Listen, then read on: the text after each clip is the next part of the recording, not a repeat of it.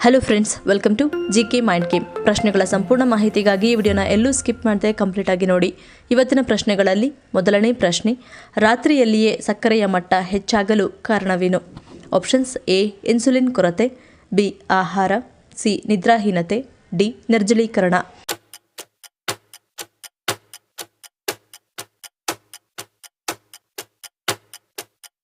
ಸರಿಯಾದ ಉತ್ತರ option A insulin ಕೊರತೆ. ರಾತ್ರಿ ಆಹಾರದಲ್ಲಿ ಕಾರ್ಬೋಹೈಡ್ರೇಟ್ಗಳ ಪ್ರಮಾಣ ಮತ್ತು ರಾತ್ರಿ ನಿದ್ರೆಯ ಕೊರತೆ ಮುಖ್ಯವಾಗಿ ಸೇರಿವೆ. ನಾವು ನಿದ್ದೆ ಮಾಡುವಾಗ ದೇಹವು ಕಡಿಮೆ ಇನ್ಸುಲಿನ್ ಉತ್ಪಾದಿಸುತ್ತದೆ. ಇದು ರಕ್ತದಲ್ಲಿನ ಸಕ್ಕರೆಯನ್ನು ಜೀವಕೋಶಗಳಿಗೆ ಸಾಗಿಸಲು ಮುಖ್ಯವಾಗಿದೆ. ದೇಹವು ಇನ್ಸುಲಿನ್ ಅನ್ನು ಸರಿಯಾಗಿ ಬಳಸದಿದ್ದರೆ ರಕ್ತದಲ್ಲಿನ ಸಕ್ಕರೆ ಮಟ್ಟವು ಹೆಚ್ಚಾಗುತ್ತದೆ ಮತ್ತು ರಾತ್ರಿಯಲ್ಲಿ ಹೆಚ್ಚಿನ ಪ್ರಮಾಣದಲ್ಲಿ ಕಾರ್ಬೋಹೈಡ್ರೇಟ್ ಭರಿತ ಆಹಾರವನ್ನು ಸೇವಿಸುವುದರಿಂದ ರಕ್ತದಲ್ಲಿನ ಸಕ್ಕರೆಯ ಮಟ್ಟ ಹೆಚ್ಚಾಗುತ್ತದೆ.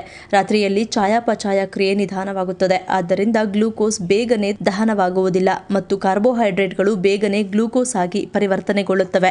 ಇದರಿಂದ ರಕ್ತದಲ್ಲಿನ ಸಕ್ಕರೆಯಲ್ಲಿ ಹಠಾತ್ ಏರಿಕೆ ಉಂಟಾಗುತ್ತದೆ. ಎರಡನೇ ಪ್ರಶ್ನೆ, ಶ್ವಾಸಕೋಶದ ತೊಂದರೆಗಳನ್ನು ಇಲ್ಲವಾಗಿಸಲು ಯಾವುದನ್ನು ಸೇವಿಸಬೇಕು? ಆಪ್ಷನ್ಸ್: ಎ ದ್ರಾಕ್ಷಿ, ಬಿ ಬಾದಾಮಿ, ಸಿ ವಾಲ್ನಟ್ಸ್, ಡಿ ಪಿಸ್ತಾ.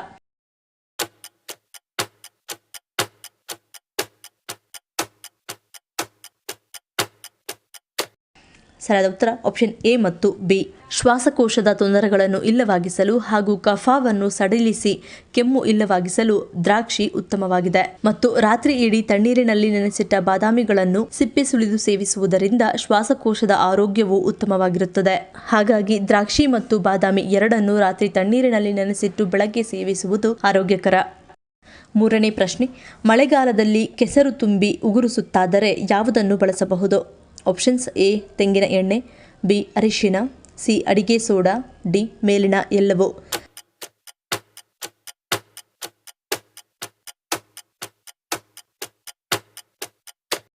ಸರಿಯಾದ ಉತ್ತರ ಆಪ್ಷನ್ ಡಿ ಮೇಲಿನ ಎಲ್ಲವೂ. ತೆಂಗಿನ ಎಣ್ಣೆ ಜೊತೆಗೆ ಚಿಟಿಕೆ ಅರಿಶಿನವನ್ನು ಮಿಶ್ರಣ ಮಾಡಿ ಹಚ್ಚುವುದರಿಂದ ಉಗುರು ಸುತ್ತಿನ ಸಮಸ್ಯೆಯನ್ನು ನಿಯಂತ್ರಿಸಬಹುದು. ತೆಂಗಿನ ಎಣ್ಣೆಯನ್ನು ಉಗುರಿಗೆ ಅನ್ವಯಿಸುವುದರಿಂದ ಅದರ ಶಿಲೀಂಧ್ರನಾಶಕ ಮತ್ತು ಬ್ಯಾಕ್ಟೀರಿಯಾ ವಿರೋಧಿ ಗುಣಲಕ್ಷಣಗಳು ಶಿಲೀಂಧ್ರವನ್ನು ಎದುರಿಸಲು ಸಹಾಯ ಮಾಡುತ್ತವೆ. ಒಂದು ಅಗಲವಾದ ಬಕೆಟ್ನಲ್ಲಿ ಅಡಿಗೆ ಸೋಡಾ ಹಾಗೂ ನೀರು ಹಾಕಿ ನೋವಿರುವ ಕಾಲನ್ನು ಅದರಲ್ಲಿ ನೆನೆಸುವುದರಿಂದ ಶಿಲೀಂಧ್ರಗಳ ಬೆಳವಣಿಗೆಯನ್ನು ತಡೆಯಬಹುದು. ನಾಲ್ಕನೇ ಪ್ರಶ್ನೆ, ಭಾರತದ ಅತ್ಯಂತ ಹಳೆಯ ಹೋಟೆಲ್ ಎಂದು ಖ್ಯಾತಿಗೆ ಪಾತ್ರವಾಗಿರುವ ಹೋಟೆಲ್ ಭಾರತದ ಯಾವ ಪ್ರದೇಶದಲ್ಲಿದೆ?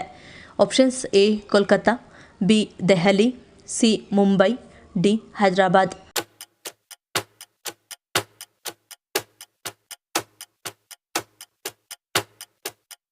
ಸರಿಯಾದ ಉತ್ತರ ಆಪ್ಷನ್ ಎ ಕೋಲ್ಕತ್ತಾ. ಈ ಹೋಟೆಲ್ನ ಹೆಸರು ಗ್ರೇಟ್ ಈಸ್ಟರ್ನ್ ಹೋಟೆಲ್. ಹಳೆಯ ಹೋಟೆಲ್ ಎನ್ನುವ ಖ್ಯಾತಿಗೆ ಪಾತ್ರವಾಗಿರುವ ಈ ಹೋಟೆಲ್ ಅನ್ನು 1840ರಿಂದ 41ರಲ್ಲಿ ಡೇವಿಡ್ ವಿಲ್ಸನ್ ಎನ್ನುವ ವ್ಯಕ್ತಿಯು ನಿರ್ಮಿಸಿದನು. ಈಸ್ಟ್ ಇಂಡಿಯಾ ಕಂಪನಿಯ ಕೇಂದ್ರ ಕೋಲ್ಕತ್ತಾವಾಗಿದ್ದರಿಂದ ಬ್ರಿಟಿಷ್ ಅಧಿಕಾರಿಗಳು ಸೇರಿದಂತೆ ಅನೇಕರು ತಂಗಲು ಆ ಕಾಲದಲ್ಲಿ ಈ ಹೋಟೆಲ್ ಅನ್ನೇ ಆಯ್ಕೆ ಮಾಡಿಕೊಳ್ಳುತ್ತಿದ್ದರು. ಕೋಲ್ಕತ್ತಾದ ಓಲ್ಡ್ ಕೋರ್ಟ್ ಸ್ಟ್ರೀಟ್ನಲ್ಲಿ ನಿರ್ಮಾಣವಾಗಿದ್ದ ಈ ಹೋಟೆಲ್ ಅಂದಿನ ಕಾಲದಲ್ಲಿ ಐಷಾರಾಮಿ ಹೋಟೆಲ್ಗೆ ಸೇರ್ಪಡೆಯಾಗಿತ್ತು. 1883ರಲ್ಲಿ ಮೊದಲ ವಿದ್ಯುದೀಕರಣಗೊಂಡ ಹೋಟೆಲ್ ಆಗಿ ಮಾರ್ಪಾಡಾಯಿತು. 1970ರ ವೇಳೆಗೆ ಪಶ್ಚಿಮ ಬಂಗಾಳ ಸರ್ಕಾರವು ಈ ಹೋಟೆಲ್ ನಿರ್ವಹಣೆಯನ್ನು ವಹಿಸಿಕೊಂಡಿತು. ಆದರೆ ಆಧುನಿಕ ಸ್ಪರ್ಶ, ನಿರ್ವಹಣೆ ಕೊರತೆ ಸೇರಿದಂತೆ ಈ ಹೋಟೆಲ್ ತನ್ನ ಜನಪ್ರಿಯತೆಯನ್ನು ಕಳೆದುಕೊಂಡಿತು. ಹಳೆಯ ಹೋಟೆಲ್ ಆದ ಕಾರಣ 2005ರ ವೇಳೆಗೆ ಸಂಪೂರ್ಣವಾಗಿ ಹದಗೆಟ್ಟಿತ್ತು. ಆದರೆ ಇವತ್ತಿಗೂ ಭಾರತದ ಹಳೆಯ ಹೋಟೆಲ್ ಎನ್ನುವ ಖ್ಯಾತಿ ಮಾತ್ರ ಈ ಹೋಟೆಲ್ಗೆ ಇದೆ. ಐದನೇ ಪ್ರಶ್ನೆ, ಪಿತ್ತದ ಸಮಸ್ಯೆಯನ್ನು ಹೋಗಲಾಡಿಸಲು ಯಾವುದು ಸರಳ ಮನೆಮದ್ದಾಗಿದೆ? ಆಪ್ಷನ್ಸ್: ಎ ತುಪ್ಪ, ಬಿ ಸೇಬು, ಸಿ ಪುದೀನಾ ಟೀ, ಡಿ ಮೇಲಿನ ಎಲ್ಲವೂ.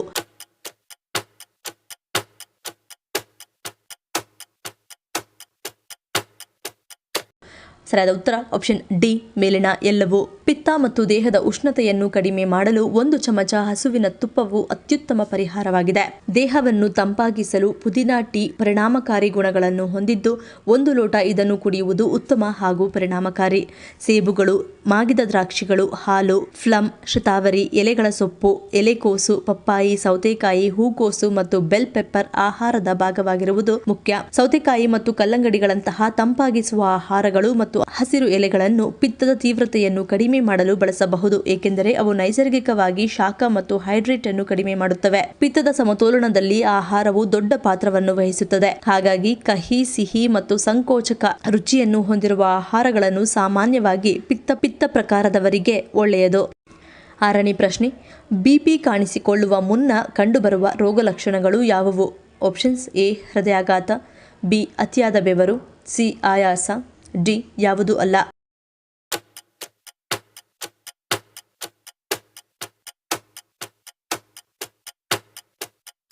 ಸರಿಯಾದ ಉತ್ತರ ಆಪ್ಷನ್ ಡಿ ಯಾವುದೂ ಅಲ್ಲ. ರಕ್ತದೊತ್ತಡ ಒಂದು ಸೈಲೆಂಟ್ ಕಿಲ್ಲರ್ ಕಾಯಿಲೆಯಾಗಿದ್ದು, ರಕ್ತದ ಒತ್ತಡ ದೇಹದಲ್ಲಿ ಹೆಚ್ಚಾದರೆ ಮೊದಲು ಅದರ ರೋಗ ಲಕ್ಷಣಗಳು ಯಾವುದೂ ಕಾಣಿಸಿಕೊಳ್ಳುವುದಿಲ್ಲ. ಆದರೆ ದಿನಗಳೆದಂತೆ ಒಂದಲ್ಲ ಒಂದು ಆರೋಗ್ಯ ಸಮಸ್ಯೆಗಳು ಕಂಡುಬರುತ್ತವೆ. ಈ ಸಂದರ್ಭದಲ್ಲಿ ನಿರ್ಲಕ್ಷ್ಯ ಮಾಡಲು ಹೋಗಬಾರದು, ಏಕೆಂದರೆ ಈ ಕಾಯಿಲೆ ಕೈಮೀರಿ ಹೋದರೆ ಹೃದಯಾಘಾತ ಅಥವಾ ಪಾರ್ಶ್ವವಾಯು ಸಮಸ್ಯೆ ಎದುರಾಗುವ ಸಾಧ್ಯತೆ ಹೆಚ್ಚಾಗಿರುತ್ತದೆ. ಸಣ್ಣ ವಯಸ್ಸಿನವರಿಂದ ಹಿಡಿದು ದೊಡ್ಡ ವಯಸ್ಸಿನವರೆಗೂ ಕೂಡ ಈ ಕಾಯಿಲೆ ಕಾಣಿಸಿಕೊಳ್ಳುತ್ತಿದೆ. ಇದಕ್ಕೆ ಪ್ರಮುಖ ಕಾರಣ ಆಹಾರ ಕ್ರಮ ಸರಿಯಾಗಿ ಇಲ್ಲದೆ ಇರುವುದು, ಜಡ ಜೀವನ ಶೈಲಿ, ಒತ್ತಡ ಇತ್ಯಾದಿಗಳು. ಅಧಿಕ ರಕ್ತದೊತ್ತಡಕ್ಕೆ ಪ್ರಮುಖ ಕಾರಣಗಳು. ಅಧಿಕ ರಕ್ತದೊತ್ತಡದ ಸಮಸ್ಯೆ ಇದ್ದರೆ ಆಗ ಅದು ರಕ್ತನಾಳಗಳಿಗೆ ಹಾನಿ ಉಂಟು ಮಾಡುವುದು. ಹೀಗಾಗಿ ಜೀವನ ಶೈಲಿ ಸರಿಯಾಗಿಸಿಕೊಂಡು ಸರಿಯಾದ ಆಹಾರ ಕ್ರಮವನ್ನು ಪಾಲಿಸಿಕೊಂಡು ಹೋದರೆ ಆಗ ಖಂಡಿತವಾಗಿಯೂ ಅಧಿಕ ರಕ್ತದೊತ್ತಡದ ಸಮಸ್ಯೆ ನಿಯಂತ್ರಣಕ್ಕೆ ಬರುತ್ತದೆ. 7ನೇ ಪ್ರಶ್ನೆ, ಮೂತ್ರವನ್ನು ಹಿಡಿದಿಟ್ಟುಕೊಳ್ಳುವುದರಿಂದ ನಮ್ಮ ದೇಹದಲ್ಲಿ ಏನಾಗುತ್ತದೆ? ಆಪ್ಷನ್ಸ್ ಎ ಸೋಂಕು, ಬಿ ಮೂತ್ರಕೋಶ ಹಾನಿ, ಸಿ ಕ್ಯಾನ್ಸರ್, ಡಿ ಪೈಲ್ಸ್.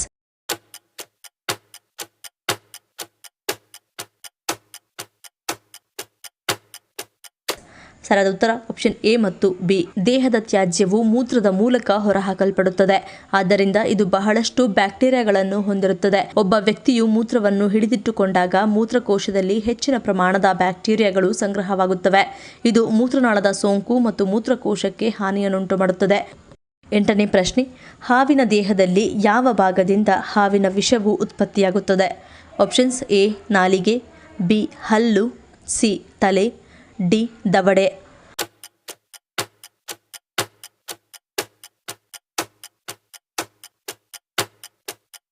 ಸರಿಯಾದ ಉತ್ತರ ಆಪ್ಷನ್ ಸಿ ತಲೆ. ಹಾವಿನ ತಲೆಯಲ್ಲಿರುವ ವಿಶೇಷ ಗ್ರಂಥಿಗಳಲ್ಲಿ ವಿಷ ಉತ್ಪತ್ತಿಯಾಗುತ್ತದೆ. ಇದು ತುಂಬಾ ಸಂಕೀರ್ಣವಾಗಿದೆ. ಈ ಮಿಶ್ರಣವು ಕೇವಲ ಒಂದು ವಸ್ತುವಲ್ಲ, ಇದು ವಿವಿಧ ಪ್ರೋಟೀನ್ಗಳು, ಕಿಣ್ವಗಳು ಮತ್ತು ಜೀವಾಣುಗಳ ಸಂಯೋಜನೆಯಾಗಿದೆ. ಪ್ರತಿಯೊಂದು ಕೂಡ ತನ್ನ ಬೇಟೆಯನ್ನು ನಿಶ್ಚಲಗೊಳಿಸುವಲ್ಲಿ ನಿರ್ದಿಷ್ಟ ಪಾತ್ರವನ್ನು ವಹಿಸುತ್ತದೆ.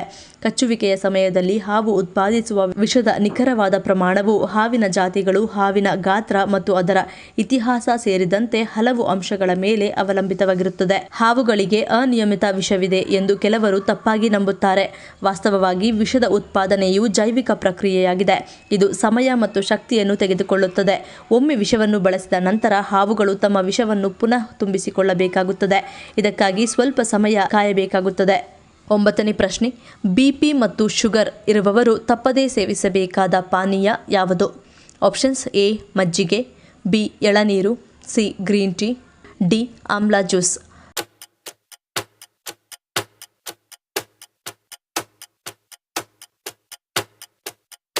ಸರಿಯಾದ ಉತ್ತರ ಆಪ್ಷನ್ ಡಿ ಆಮ್ಲಾ ಜ್ಯೂಸ್. ಖಾಲಿ ಹೊಟ್ಟೆಯಲ್ಲಿ ಕೆಲವು ಆಹಾರ ಮತ್ತು ಪಾನೀಯಗಳನ್ನು ಸೇವಿಸುವುದು ಶುಗರ್ ಹಾಗೂ ಬಿಪಿ ಇರುವವರಿಗೆ ಪರಿಣಾಮಕಾರಿಯಾಗಬಲ್ಲದು. ಅವುಗಳಲ್ಲಿ ಒಂದು ಆಮ್ಲಾ ಜ್ಯೂಸ್. ನೆಲ್ಲಿಕಾಯಿಯಲ್ಲಿ ಬಹಳಷ್ಟು ಪೋಷಕಾಂಶಗಳಿವೆ. ಇದು ಮಧುಮೇಹ ಮತ್ತು ರಕ್ತದೊತ್ತಡ ಎರಡನ್ನೂ ನಿಯಂತ್ರಿಸಲು ಅತ್ಯುತ್ತಮ ಆಯ್ಕೆಯಾಗಿದೆ. ವಿಟಮಿನ್ ಸಿ ಮತ್ತು ಉತ್ಕರ್ಷಣ ನಿರೋಧಕಗಳಲ್ಲಿ ಸಮೃದ್ಧವಾಗಿರುವ ಇದು ರಕ್ತದಲ್ಲಿನ ಸಕ್ಕರೆ ಮಟ್ಟವನ್ನು ನಿಯಂತ್ರಿಸಲು, ಕೊಲೆಸ್ಟ್ರಾಲ್ ಅನ್ನು ಕಡಿಮೆ ಮಾಡಲು ಮತ್ತು ಹೃದಯದ ಆರೋಗ್ಯವನ್ನು ಸುಧಾರಿಸಲು ಸಹಾಯ ಮಾಡುತ್ತದೆ. ಖಾಲಿ ಹೊಟ್ಟೆಯಲ್ಲಿ ನೆಲ್ಲಿಕಾಯಿಯನ್ನು ಸೇವಿಸುವುದರಿಂದ ನಿಮ್ಮ ಚಯಾಪಚಯ ಕ್ರಿಯೆಯನ್ನು ಹೆಚ್ಚಿಸುತ್ತದೆ, ರೋಗನಿರೋಧಕ ಶಕ್ತಿಯನ್ನು ಬಲಪಡಿಸುತ್ತದೆ ಮತ್ತು ರಕ್ತದಲ್ಲಿನ ಸಕ್ಕರೆಯ ಮಟ್ಟವನ್ನು ನಿಯಂತ್ರಣದಲ್ಲಿಡುತ್ತದೆ. 10ನೇ ಪ್ರಶ್ನೆ, ವಿಶ್ವದಲ್ಲಿಯೇ ಅತಿ ಹೆಚ್ಚು ಸ್ಟ್ರಾಬೆರಿಯನ್ನು ಉತ್ಪಾದಿಸುವ ರಾಷ್ಟ್ರ ಯಾವುದು? Options A Japan, B Thailand, C Indonesia, D China.